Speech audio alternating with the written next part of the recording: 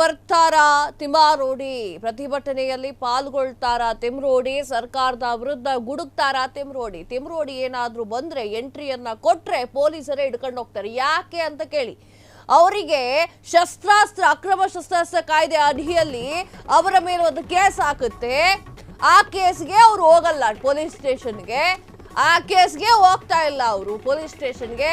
ಇನ್ನೊಂದು ನೋಟಿಸ್, ಎರಡನೇ ನೋಟಿಸ್ ತಂದು ಗೋಡೆ ಮೇಲೆ ಅಂಟಿಸಿದ್ದಾರೆ. ಈಗ ಬರ್ತಾರ ಇಲ್ಲಿ ಬಂದ್ರು ಪೊಲೀಸರು ಬಿಡ್ತಾರಾ?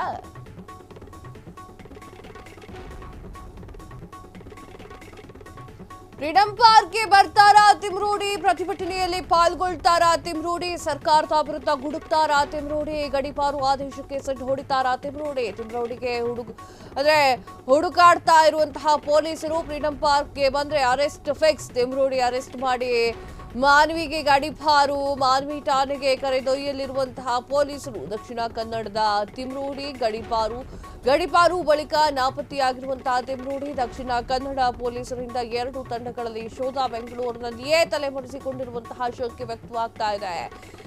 ವೀಕ್ಷಕರೇ, ತಿಮ್ರೋಡಿ ಅವರನ್ನ ಪೊಲೀಸರು ಬನ್ನಿ ವಿಚಾರಣೆ ಮಾಡಿ ಕಳಿಸ್ತೀವಿ ಬನ್ನಿ ಅಂತ ಹೇಳಿದ್ರು ಕೂಡ ತಿಮ್ರೋಡಿ ಬಂದಿಲ್ಲ.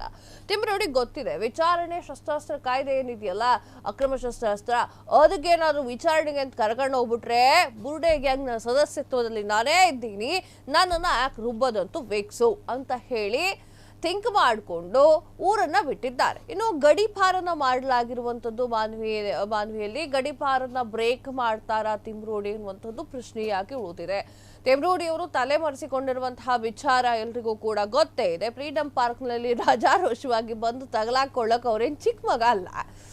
ಅವ್ರಿಗೆ ಅಷ್ಟು ಗೊತ್ತಿದೆ ಎಲ್ಲಿ ಬರಬೇಕು, ನಾನು ಎಲ್ಲಿ ಬರಬಾರ್ದು ಅನ್ನೋದು ಗೊತ್ತಿದೆ. 2023 ಮಾತಾಡ್ಬೇಕಾದ್ರೇನೆ ವಿಡಿಯೋ ಮಾಡಿ ಇಟ್ಕೊಂಡಿರುವಂತಹ ತಿಮ್ರೋಡಿ ಅವ್ರಿಗೆ ಇಲ್ಲಿ ಬರಬಾರ್ದು ಅನ್ನೋ ಕಾಮನ್ ಸೆನ್ಸ್ ಇರಲ್ವೇ?